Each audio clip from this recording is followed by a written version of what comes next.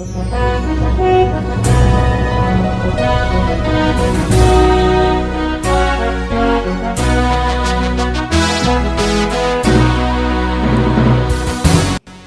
bagi saudara sekalian, marilah kita siapkan hati dan pikiran kita untuk menyambut firman Tuhan. Kita berdoa. Kasih karunia Tuhan kita, Yesus Kristus, kiranya menyertai hati dan pikiran saudara dalam menyambut firman-Nya pada saat ini. Amin.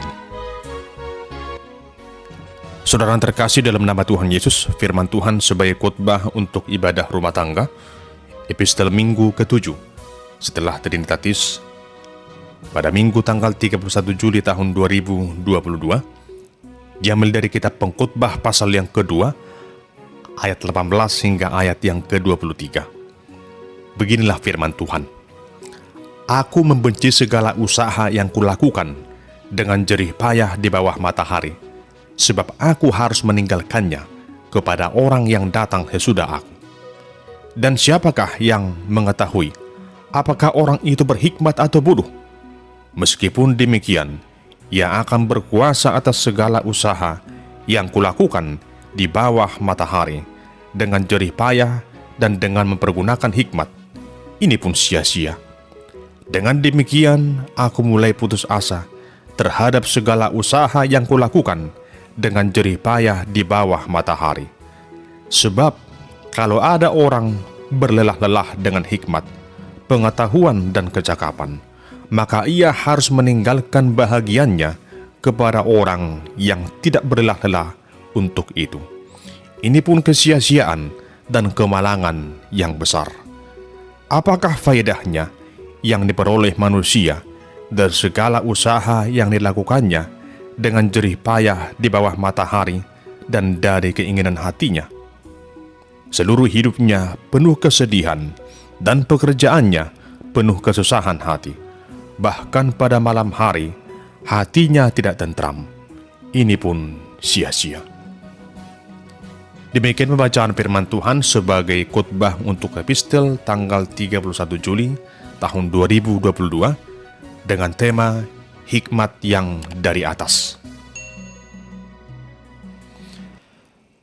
Saudara yang terkasih, kitab Pengkhotbah dituliskan oleh Raja Israel yang paling berhikmat, anak Daud, yaitu Raja Salomo. Dalam bahasa Ibrani, kitab Pengkhotbah disebut dengan Kohelet, yang berisi wejangan hikmat, pengajaran dan didikan untuk beroleh hikmat. Hikmat yang ada pada Salomo adalah hikmat yang berasal dari Tuhan, yang dapat memberikan pengertian untuk membedakan antara yang baik dan yang jahat dalam memimpin bangsa Israel pada masa itu. Bagi Raja Salomo, hikmat yang diberikan Tuhan Allah jauh lebih berharga dari segala kekayaan yang ada di dunia ini. Tentunya hal ini dapat menjadi pedoman bagi kita untuk menentukan sikap yang paling tepat dalam hidup ini. Bahwa seperti Salomo yang bijaksana itu, kita juga membutuhkan hikmat dalam menjalani kehidupan ini. Pengkhotbah menyadari akan bagaimana hidup ini harus dijalani walau dengan waktu yang terbatas. Untuk itu, orang berhikmat harus menyadari tujuan ia hidup adalah untuk mencari Sang Pemberi kehidupan itu, yaitu Tuhan Allah. Jika kita perhatikan bahwa dalam kitab Pengkhotbah ini ada begitu banyak kalimat yang menggunakan kata sia-sia. Kata sia-sia itu artinya bukan tidak ada gunanya. Namun maksud kata sia-sia yang disebutkan oleh Salomo adalah sementara waktu atau tidak kekal. Adalah sangat tepat ungkapan bahwa segala sesuatu adalah sia-sia jika memang manusia salah menentukan hal yang utama dalam hidupnya. Segala sesuatu adalah sia-sia dan memang akan menjadi sia-sia jika manusia salah menentukan arah hidupnya. Jika manusia mengarahkan hidupnya pada hal duniawi saja, maka itu semua akan berujung pada kesia-siaan. Jika manusia salah menempatkan dirinya, maka hidupnya juga akan berakhir pada kesia-siaan. Untuk itulah diperlukan hikmat yang dari atas, agar kita dapat menyeimbangkan kebutuhan rohani dan kebutuhan jasmani, agar semua yang kita jalani ini di tengah dunia ini tidak menjadi sia-sia. Saudara terkasih, ada sebuah lagu viral yang sudah sering kita dengarkan. Judulnya "Hidup Ini Adalah Kesempatan". Pasti kita sudah sering mendengarkan atau bahkan menyanyikan lagu itu. Lagu itu memberikan sebuah perenungan bagi kita tentang bagaimana memaknai kesempatan dalam hidup ini. Dalam syairnya dikatakan, hidup ini adalah kesempatan. Hidup ini adalah untuk melayani Tuhan. Jangan sia-siakan waktu yang Tuhan beri. Hidup ini hanya sementara. Hidup ini untuk melayani Tuhan. Saudara terkasih, benar bahwa hidup ini adalah sementara. Kita tidak tahu berapa lama waktu yang Tuhan berikan pada kita.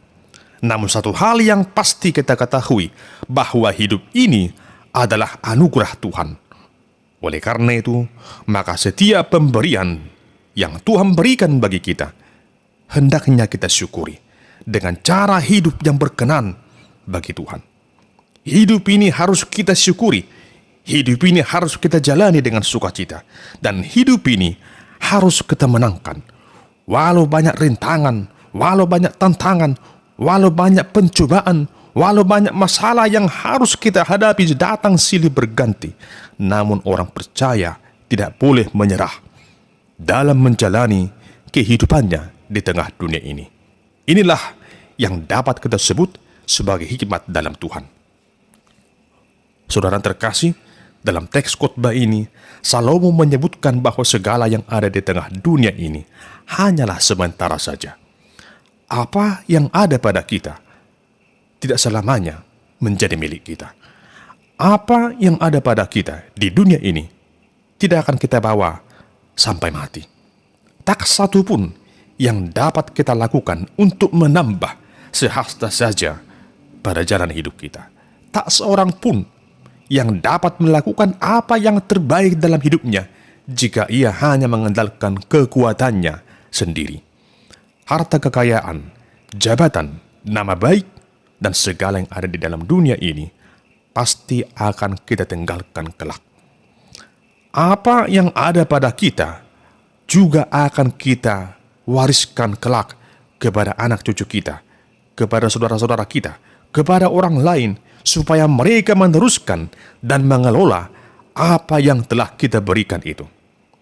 Hidup ini akan terus berjalan sepanjang Tuhan berkenan, dan setiap orang akan menjalaninya sesuai dengan perkenanan Tuhan.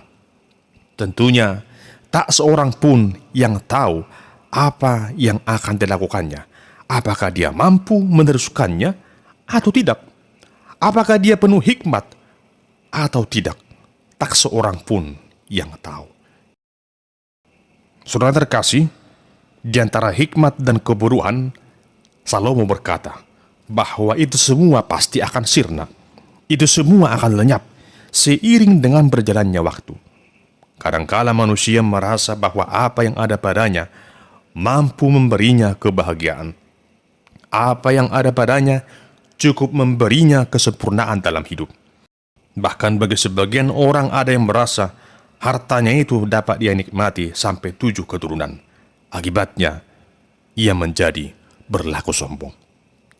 Saudara terkasih, orang yang berlaku curang, orang yang mengandalkan hikmat, orang yang mengandalkan kekuatannya, hanya akan membawa malapetaka dan kesia-siaan dalam hidupnya.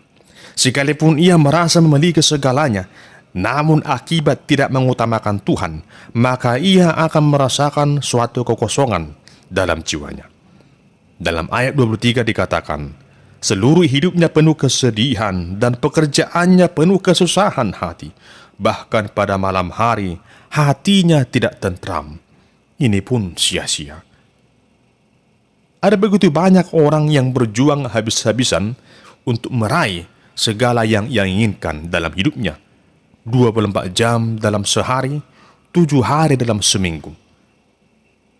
Ia tak pernah berhenti berpikir, tak pernah berhenti untuk bekerja, agar bagaimana ia semakin kaya. Namun sekalipun ia sudah kaya, namun baginya kekayaannya itu masih belum cukup. Ibarat meminum air laut yang asin, demikian baginya rasa haus akan harta dunia ini. Namun apa yang terjadi? Ternyata segala yang ia cari, segala yang ia lakukan selama ini tak mampu memberinya kebahagiaan. Bahkan di malam hari pun, ia tidak dapat tertidur dengan tenang. Ia sibuk mengumpulkan harta. Namun ia juga sibuk memikirkan keamanan dari hartanya itu, agar jangan sampai berkurang, apalagi diambil oleh penjahat. Tentunya kita tidak mau mengalami kesusahan yang demikian. Namun kita berharap akan mengalami suatu keadaan jiwa yang tenang, jiwa yang tentram. Sebagaimana dijelaskan dalam kitab Pengkhotbah ini, bahwa segala sesuatu ada waktunya. Ada waktu untuk menabur dan ada waktu untuk menuai. Dan yang pasti, Tuhan menjadikan segala sesuatu menjadi indah pada waktunya. Di atas semuanya itu, kita harus menyadari bahwa apapun yang ada di tengah dunia ini tak akan dapat kita jalani tanpa pertolongan Tuhan. Segala sesuatu yang ada di dunia ini, baik makanan maupun minuman, terlebih hikmat dan pengetahuan, adalah pemberian dari Tuhan Allah bagi orang yang menyenangkan hatinya. Amsal 9 ayat 10 berkata, permulaan hikmat adalah takut akan Tuhan, dan mengenal yang Maha Kudus adalah pengertian. Saat ini, mari kita berserah sepenuhnya kepada Tuhan, Sang Pemilik kehidupan ini, sekaligus Tuhan sumber segala hikmat. Mari kita, seperti Raja Salomo, meminta hikmat dan pengertian dari Tuhan, agar kita mampu menghadapi segala perjalanan dalam kehidupan ini, dalam segala keadaan apapun juga. Dengan mengantarkan hikmat yang dari atas, yaitu hikmat surgawi, hikmat dalam iman kita kepada Tuhan Yesus Kristus, maka kita akan beroleh semangat dan kekuatan untuk memenangkan setiap perjalanan hidup ini dengan hati yang dilimpahi dengan rasa syukur serta dipenuhi dengan sukacita. Mintalah hikmat yang dari atas agar engkau beroleh pengertian, beroleh hikmat untuk menjalani kehidupan yang penuh dengan damai sejahtera. Amin, kita berdoa. Ya Tuhan Allah, sumber segala hikmat dan pengertian, kami bersyukur atas segala kebaikan Tuhan yang selalu memelihara kami di sepanjang perjalanan hidup ini. Engkaulah itu hanya mengaruniakan hikmat bagi kami, agar kami tetap setia berjalan seturut dengan kehendak-Mu. Kuasailah ya Tuhan segenap hati, jiwa, dan pikiran kami, agar setiap apa yang kami lakukan berkenan untuk kemuliaan nama Tuhan, seturut dengan yang Tuhan kehendaki. Biarlah hikmat yang daripada Tuhan selalu melingkupi kehidupan kami. Di dalam nama Tuhan Yesus kami berdoa dan bersyukur kepadamu. Amin.